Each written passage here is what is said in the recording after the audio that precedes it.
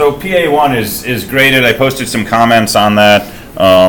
So good job on PA1, right? It looked like everybody was pretty much successful in getting at least the majority of the gameplay to work.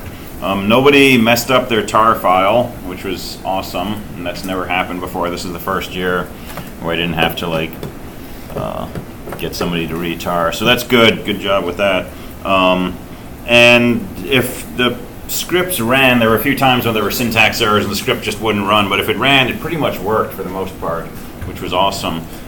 Minor details around mostly things like how many times will you let the person answer the questions in the beginning of the game, okay, and you're supposed to keep asking until they answer correctly, or how many times can they tell you how many sticks they want to take and you only allow them one mistake, but you do allow one mistake. Edge cases mostly, so a few points there, but everybody had a good algorithm that would win the game if it was all possible. I lost my soul a few dozen times. I got eaten by a dragon. Lots of good stuff like that, so that was cool. So I posted comments for deductions, but by and large it looked like everything was where it should be. So that was great. If you have questions about PA1, definitely ask or come and talk to me. So PA2 is very much the same. Big differences are it's written in C, and the way you handle erroneous input is completely different. Okay, so PA2, any mistakes in those initial questions ends the game immediately, and then when you're playing the game, keep asking for how many sticks. If they put in something other than 1, 2, 3, just keep asking. And the error inputs could be crazier, so it won't just be a number or a word. It could have punctuation, spaces, it could be a totally empty line, and you want to catch all of that, okay, using scanf.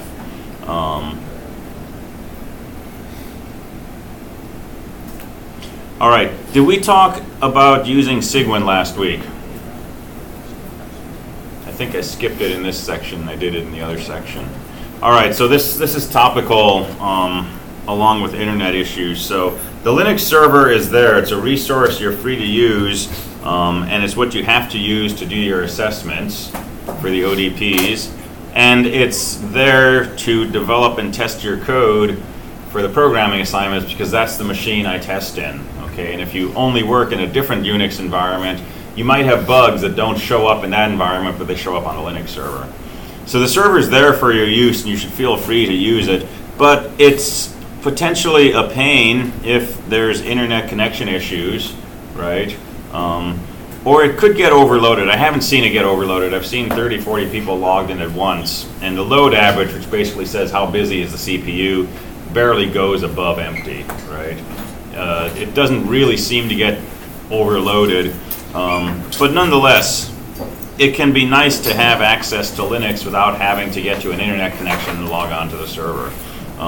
And so there's a few options available to let you do this.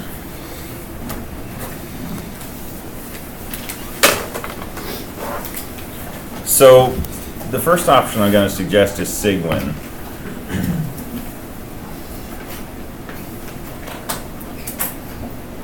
And this is an option for Windows users. Cygwin is a giant, humongous program that looks like Unix. Okay? You're not dual booting, you're not replacing the Windows operating system, you're not doing virtualization, it's just a big program. It's actually a bunch of programs, but it looks and feels like Linux. So you download cygwin, you install it, and you get a program with an icon. You click on the icon and it opens something that looks like you're sitting in a bash shell. And you can use VI, you can use GCC, you can use Java, you can do all the stuff that we do on the Linux machine, but it's sitting on your local system. And cygwin's not a bad way to go. I've used it for years when I had to carry around a Windows laptop. That was where I lived and breathed, was inside cygwin. If you want to go that route, here's what you do.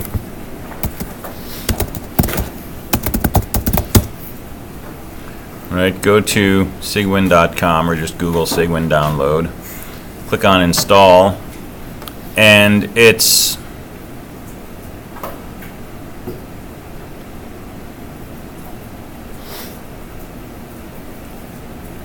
It's one download. Okay, set up x86, assuming you're doing 64 bits.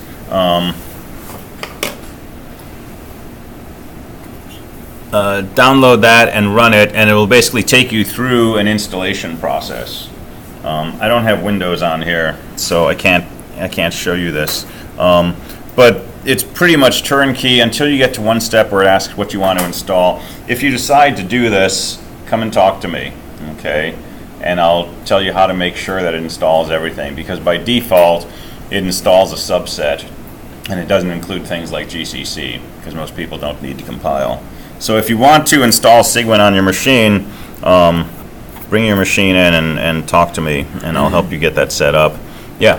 So what's the benefit of using a Linux type of system rather than PuTTY or something? PuTTY is a program that lets you connect through the internet to a server, right? So if you're, on an island somewhere and you don't have internet, you can't use PuTTY to connect to this Linux server, but you can run cygwin, right? It's just a program on your machine. And it's your own environment, so you can install new packages, you can change the configuration, things like that. Yeah? What about Commander? Say what? CMDER. Say again? CMDER Commander. What about it? Can we use that? Sure. Okay. Yeah. So the two things about cygwin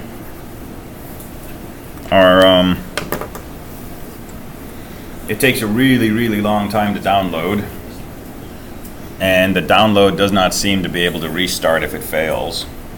So do this somewhere where you have access to a wall plug and a nice stable internet connection, because it takes a few hours to download, but it also takes like 12 hours to install, and the install doesn't seem to be easily restartable. So start it towards the end of the day maybe, so you can answer the first few questions and then just let it run. And it does stuff, and it'll give you a progress bar. But it takes a long time. Yeah? How much storage space is required? It takes a fair amount. I mean, a few gigabytes. So if you've got a modern machine, it's not going to be an issue. But if you've got like a 2005 laptop that only has 8 gigabytes of disk, it might not be a great way to go. But I think it's on the order of a few gigabytes. All right, so that's one option.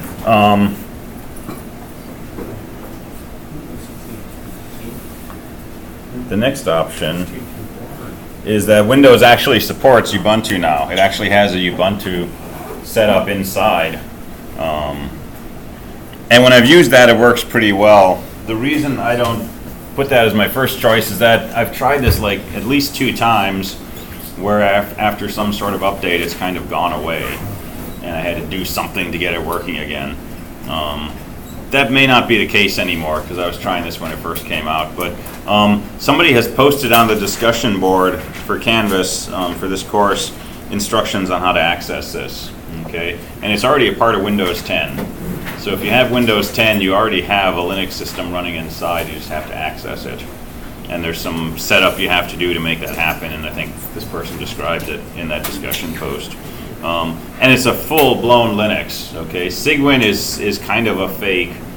This is actually Ubuntu. It's a Linux distro, and it's got everything that that you have on the server. So that's the second option. Third option is something like VirtualBox. So these virtualization packages basically create a simulated machine that runs inside your machine. We're still not talking about dual booting, okay, or replacing the operating system. This is another program, but when you run this, it brings up, a screen on a simulated machine, and it has a simulated CD drive and so on, and you can install Linux on the VirtualBox, right? So, and there's a few different versions. VirtualBox is the one that seems to work best. And occasionally I've had that go south on me, where suddenly everything that I had on there is poof, gone, right? Something's corrupted. And I don't know if that's pilot error on my part, or if something crashes at a bad time, if it gets corrupted or what, but it's a decent solution. And it understands things like network connections and USB devices and things like that, so that's pretty good. Next solution is dual boot. And you can get a flash drive and you can install Linux on it and pop it in and reboot your machine, and there's a Linux system. And that's what I have on my machine, right? So this is a Windows machine, and there's a drive over here called OS. That's my whole Windows partition. Right? It's a gigabyte drive that I normally don't use, but if I mount that, it's got all the Windows stuff, the program files and program data and things like that. So this is a dual booted machine, and that seems to be pretty stable. So I can boot up either way. The only downside to that is you're in Windows and you want to do something in Linux, so you want to shut down your Windows system and then reboot Linux, right? Kind of a pain. And your last option is just make yourself a Linux machine that just boots up under Linux.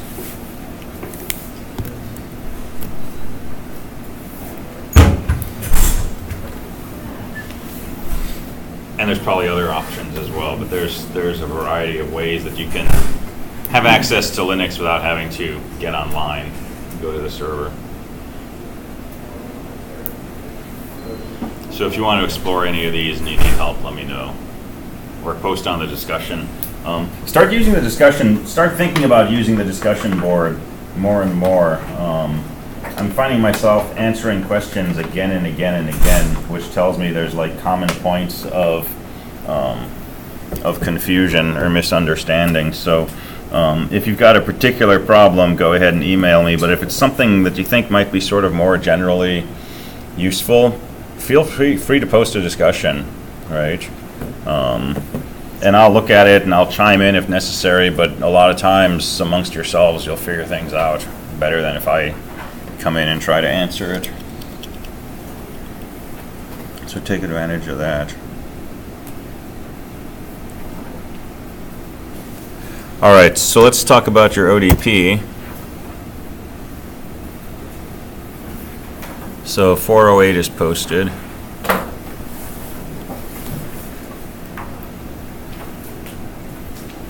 See, this is just like network foolishness now.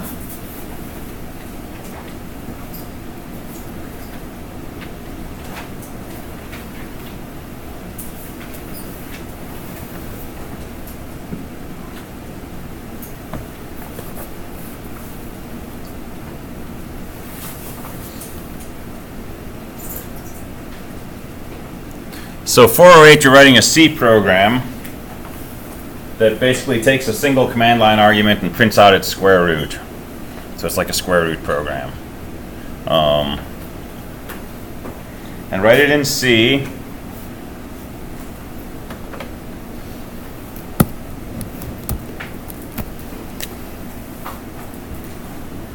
And make sure you include math.h so that you can get to the square root function. And when you compile, gcc-o something something.c, do a -lm at the end. That says include the math library. And this is in the instructions, okay?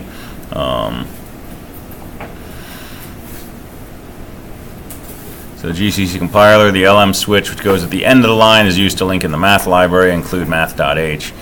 Make sure your arguments are all doubles. Okay, and you're using a single command line argument, and you can assume it's not going to be negative, so I won't try to trip up your code. Converted using scanf with a %lf, printed with printf using a %lf with a new line at the end.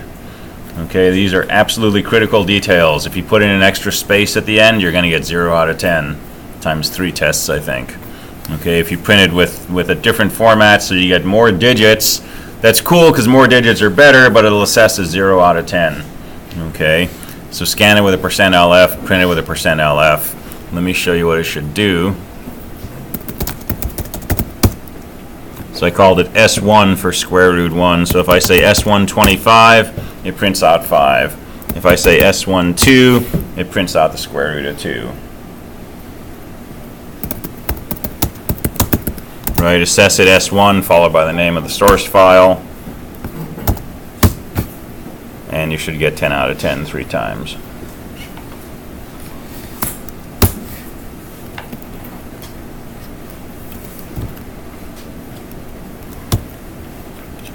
All right, so any worries about this? We skipped 406 and 407, don't worry about that. We don't have to be consecutive. All right, so let's do it 8 tomorrow morning. What was what? The thing you had on the piece of paper. Got a few things on here. -LM at the end of the compilation.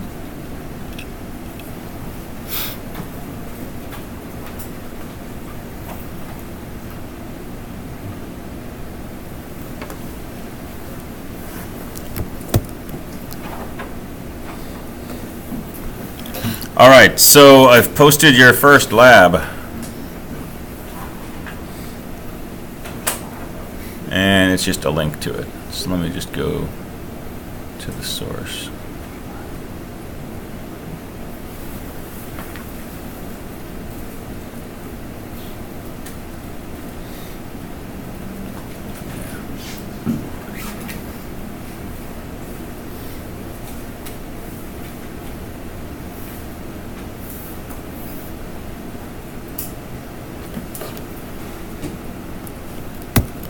All right. So here's the deal with the labs. So we're working with these little glorified USB dongles. This is a Linux system in a small form factor. It's a Raspberry Pi inside with a USB port that lets you make a serial connection to this device, and a bunch of connecting points on the side, which basically farm out all the pins on the side of the Raspberry Pi. So you plug this into a USB port on a machine and it boots up a little Linux system inside here. You connect to it by making a serial connection in ways that we'll talk about shortly. And you can write code on here, you can run it, and that code can access these connection points. It can drive voltages out of these holes, or it can read voltages coming into these holes. So using these tiny little proto boards, right, you're going to do some experiments using this. And they're mostly going to be light up an LED or make an LED blink or read a switch, and when the switch is pressed, blink twice as fast or things like that. The goal is not to have you build giant, complex, humongous circuits and make schematics and all that stuff from 250, 270. Okay, that's not the goal. The goal is to play around with some bash scripts and some C code, but have them do a little bit of interaction with the outside world. Okay, and we can't do this on the Linux machine because I don't even know what part of the country that machine's in. And you can't do it very easily on a PC because PCs are locked down. You can do it very easily on a Raspberry Pi because it's designed to let you get in and out of the box with the outside world. All right, so first things first, we have 17 of these devices left. So 65 people across the two sections. 4 people a group would be 68, so mostly it's going to be groups of 4 people. A few groups will have 3. These are sitting in the collaboratorium towards the back right corner, and they're in a cabinet labeled CSE 22234. And if you open the right side door, there's a sign-up sheet there. Okay, so find 3 people that you want to work with. Go back there, find a parts kit, and go ahead and sign yourselves up. If they're all got names on them already, then find a group that has space and sign yourself up. And you'll be working in groups on these. You'll be turning in your lab report as a group. Okay, so I'm going to make an upload area, and it will have uploads for group 501, 502, 503, and so on. These are numbers starting from 501. And so the entire group will turn in one lab report. So make sure that whoever's turning that in, everybody in the group's satisfied with it. Okay.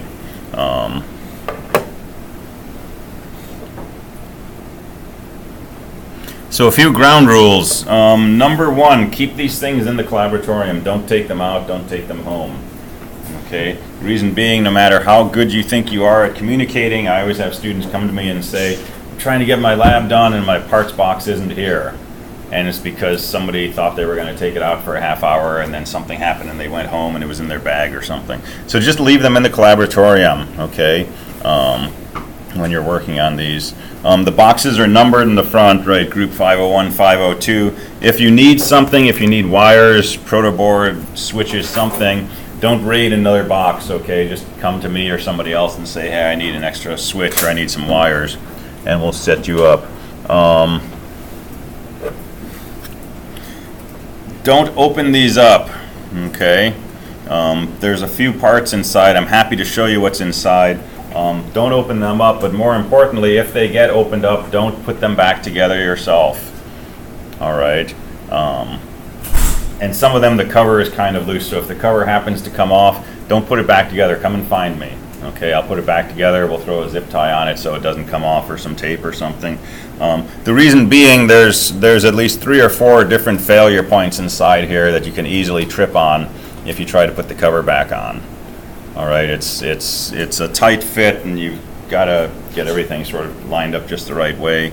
And about half of these are damaged already because they got put together and wires got pinched and stuff. So don't take the cover off. If the cover comes off, right, you can still use it, but don't put the cover back on. Come and find me, and I'll help you put it back together. This is your Unix machine for the next 9 weeks or so, right?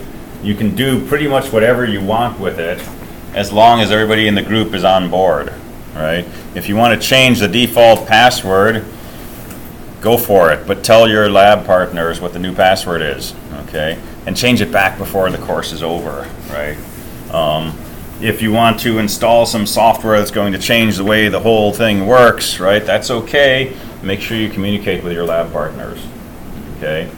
4 people in a lab group, that's pretty big. 1 lab report per group, that's pretty heavy. So this is largely an exercise in cooperation, right, in teamwork. That's a big part of it. So there's detailed instructions here on how to connect from Linux and from Windows using PuTTY, and from OS X using whatever OS X makes you use, which involves installing extra drivers and some extra software and getting lucky. But people have been able to get this to work from OS X. Okay, but you can definitely do it from the machines in the collaboratorium, or a Linux machine is best, or any Windows machine is probably second best. So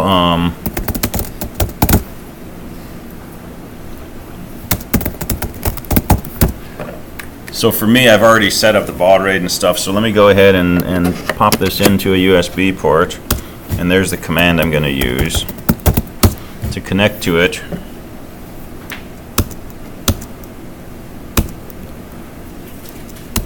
And we'll see if anything happens or not. So when you plug it in, a little red light pops up on the front, and you'll see some blinking lights inside, and that tells you something's happening. Is that thing Minicom. It's standard in Linux systems usually. Okay. Yeah. And all of this is documented, how you set up the baud rate and stuff initially. Control A, Z, P, E, and then enter.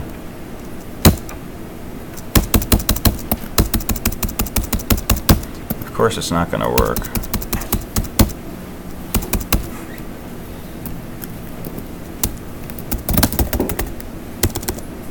Because I had an alias set up. Oh. Okay, I've got it set up differently. All right.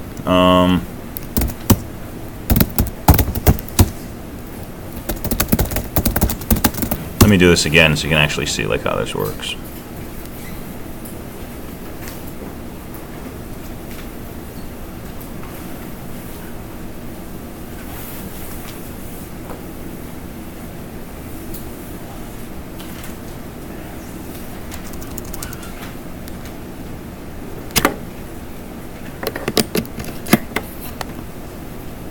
All right, so pop this in, and when you do this, you should get all of these like login messages or boot up messages, right?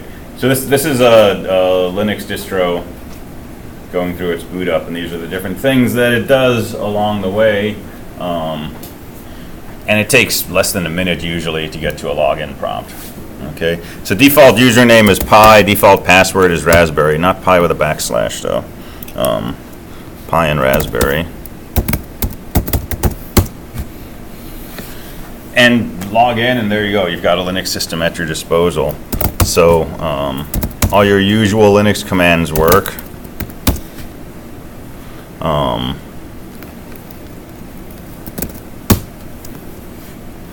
All right, so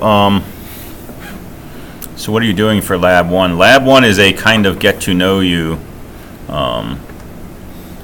lab. So we're not actually playing with proto boards and switches and LEDs for Lab 1. Lab 1 is just some software exercises. So go ahead and figure out how to connect your device, how to use Minicom or PuTTY or something else to get connected and get logged in. Once you're logged in, use the df command. Df is a Unix command that shows you the file system. So for example, on my own system, if I say df, this is what the file system looks like on my machine. So I've got about 1 gigabyte under this device to have SDA6. And there's some other partitions that are used for the boot partition and so on and so forth. So you'll want to do this on the Raspberry Pi. Take a look at the output from DF, look at the manual pages, figure out what the different numbers mean, figure out what the units are, and basically how much space do you have on the system and how much is in use. Some of these have 8 gig drives, some have 16, some might have 32. I don't think I made any smaller than 8. If you do this and it looks like you only have 2 gigabytes available, you need to run this command raspi-config and say expand the file system. And it'll ask you to reboot and then use the df command again and see if your file system grew, see if you have more space. So raspi-config is a configuration utility.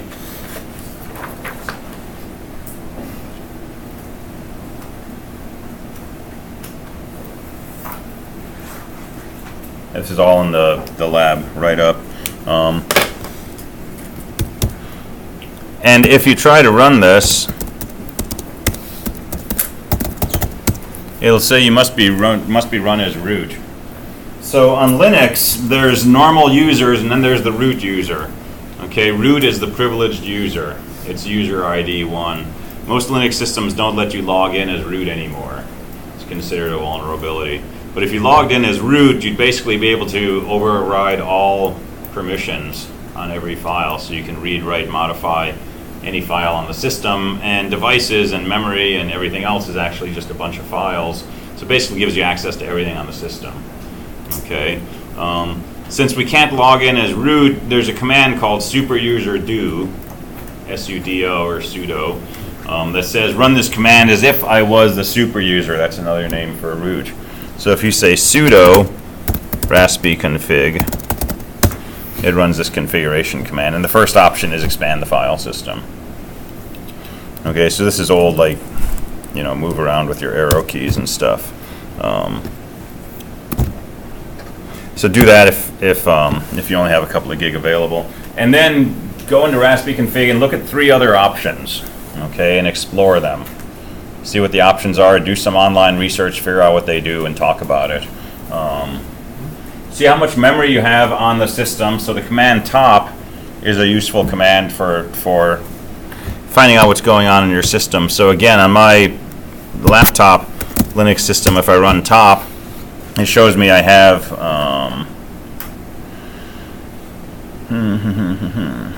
kilobytes of memory, so 6 gig total, 148 megabytes free, this much used, and so on and so forth. And it also shows me how much resource is being used. So some process that's owned by Nick is using 45% of the CPU. I don't know what that process is. I should probably kill it. So this gives you information about what's going on in the system, right? And to get out of this, just hit a Q.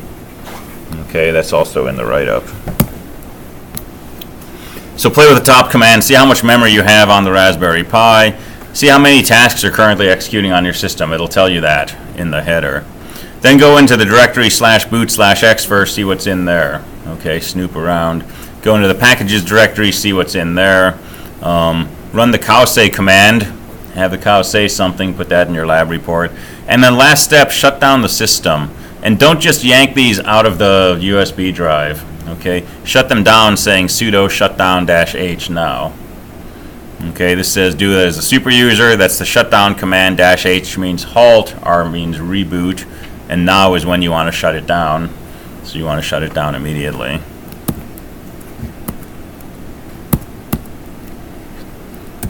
So I can say sudo shutdown-h now. And usually after a few seconds it'll say power off, power down.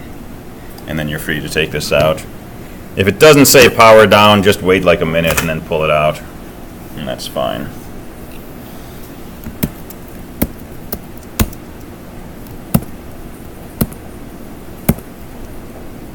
All right, so that's what you're doing for Lab 1. It's really just kind of getting to know this environment. But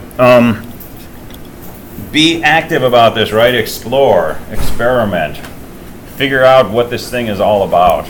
Okay, you're going to be using this in 224, probably in 222, and definitely in 223. Okay, 223 is Java, so we're going to do lots of experiments using Java code to drive these ports. 224, this quarter, we're going to use Bash and we're going to use C. I don't know how I'm going to work this into data structures in winter, but we'll figure it out. But jump in there and get to know it. If you've never built a Linux system on your own, you've never played around with sort of administrative commands, right? This is a great environment to do it in. You can make your own account if you want. If you want to give each person in your lab group your own account so you can work separately, that's fine. Go to town on it, okay? The only caveats are, right, if the cover comes off, don't try to put it back together. And if the thing gets totally munged and you can't log in, or it's not booting, or it shoots flames out every time you try to run a command, right, bring it to me, I'll reflash it. I can put it back to its initial state. Can't necessarily get back your files. Okay, so, but other than that, and don't throw it against the wall or drive your car over it. But other than that, you can kind of do what you like with these. So for Lab 1, basically just document what you did, okay? Don't take this like a checklist, okay? Don't just, say 1 dot blah blah, 2 dot blah blah. Write a lab report, okay? But just you can be conversational about it, right? We'll put on a title page and then just say, Lab 1, we were getting to know this device. We plugged it into a USB port. Nothing happened. We unplugged it and tried it again. The light came on, but we couldn't connect to it, so we ended up using PuTTY on another machine, and that worked fine. And then we did a series of experiments. So we ran the df command. Here's what the output was, right? From this, we decided we had 16 billion gigabytes of storage, but that didn't seem reasonable.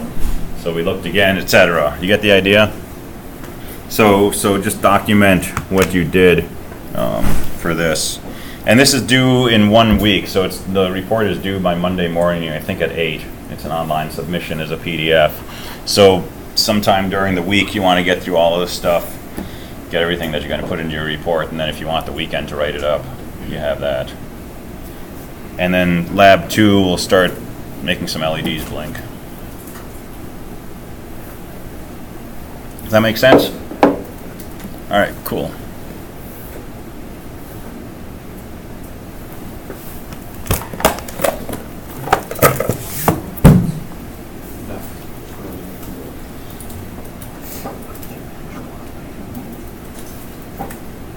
All right, let's talk a little more Git.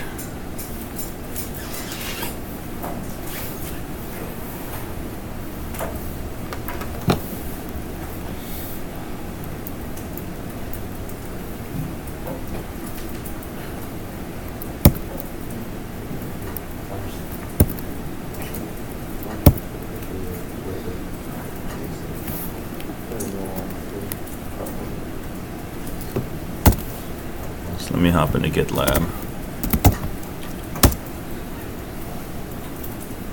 So we tried to go through the whole process of setting up a GitLab account and connecting to it from the server in the previous section, and it failed gloriously. So probably tomorrow, because I don't have time on Mondays, but probably tomorrow I will go through this exercise on my own, figure out the details, and I'll make a video of it, and I will post that up. Yeah, of course it can't be reached. But let me go through some example of using Git once you've got the authentication set up. This is assuming I have a network connection.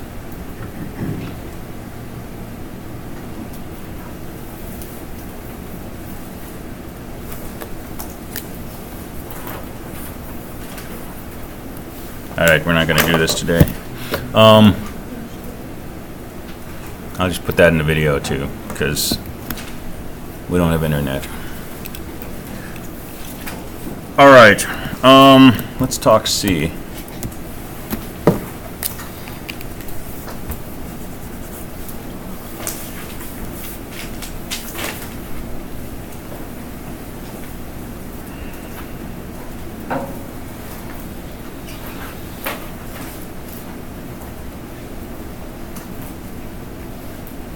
So we know how we start a main program, right? Got two arguments, argc and argv. First one's an integer, second one's a char star star. And we talked through this last week, right? And we saw that argv is basically an array of strings, and argc is how many things are in that array. So if argc is 4, we can talk about argv, bracket 0, bracket 1, bracket 2, bracket 3. And this will be the 0th, 1st, 2nd, and 3rd command line arguments. So 0 is always the name of the program that you're running, and then 1 through 3 would be the 3 things that come after it, right? So we talked through that last week. If you have a command line argument that's supposed to be a number, how do you convert it to an integer? Because these are strings, right? How do you convert it to an integer? scanf. So scanf takes a string, a format, and then some output variables. And the format is the same as what you have with printf, right? Now, if you're running your program and you want to read input from the user, did we talk about that command? Right, so fgets, which takes a string, a length that says how many characters do we have, and then where to read it from, which for us is going to be standard in, which means from keyboard typically. So those 3 things kind of handle all of your ways to feed information to a program, right? You can feed information on the command line and pick it up with argc, argv. You can feed information while the program's running by using an fgets, and then in either of those you can use scanf if you need to convert. Because fgets and argv is always giving you a string character array. And if you really want an integer or a double or something, right, use scanf.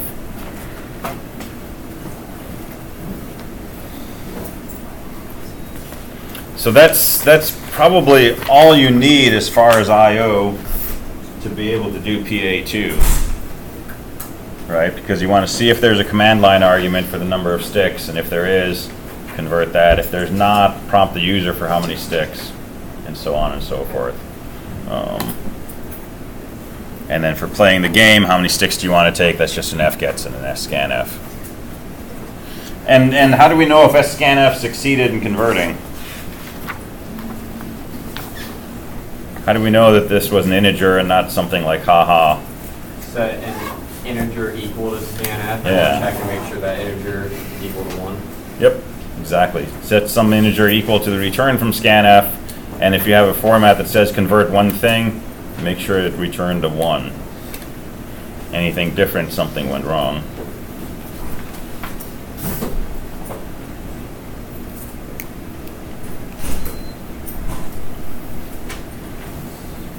All right. Oh, we got 2 minutes left. I was going to tell you all about Unix next. All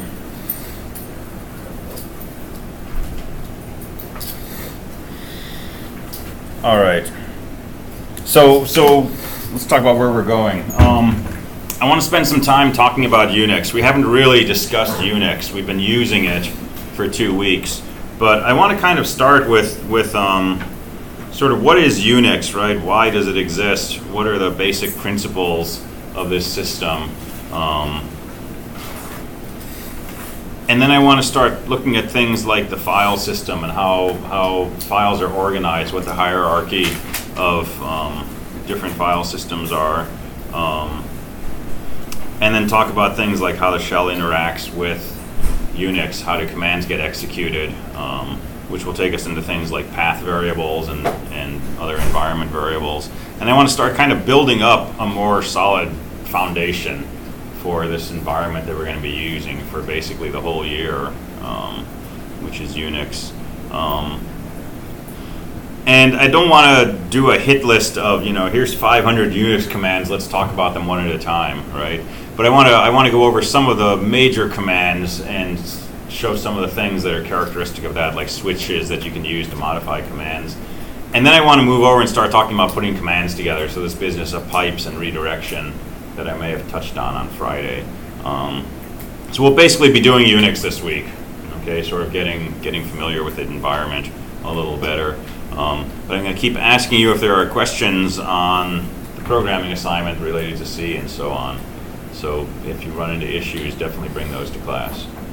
Make sense? All right. I will see you next time then.